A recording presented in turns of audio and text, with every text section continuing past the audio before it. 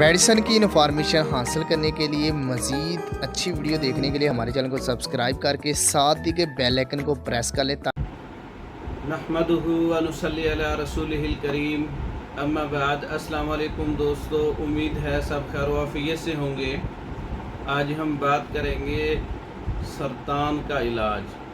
सरतान पर बात करेंगे, उसका नुस्खा बताएंगे। सरतान का हर्बल इलाज, करसे सरतान, इसके अंदर क्या चीज़ इस्तेमाल होती है, कौन सी जड़ी बूटियाँ इस्तेमाल होती हैं, वो आप नोट कर लें।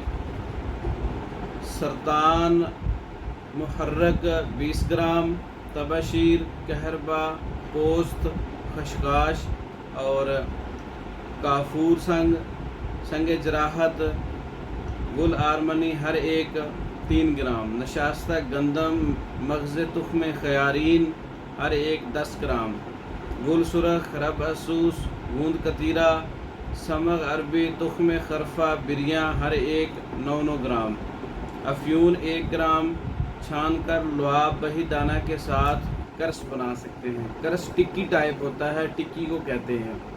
तो इसकी टिक्कियाँ बना लें, इसको खुश्क कर लें और इसकी मिकदार इस्तेमाल 4 ग्राम की मिकदार में अर्क गुलाब 120 ग्राम के हमरा इस्तेमाल की जाती है।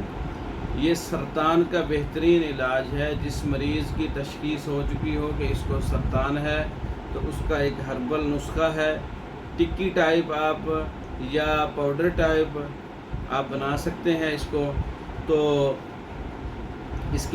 इसका तरीका इस्तेमाल जो है वो 4 ग्राम जो है इस्तेमाल करना है, 120 ग्राम अर्के गौज़बान के साथ। सल के लिए, दिक के लिए और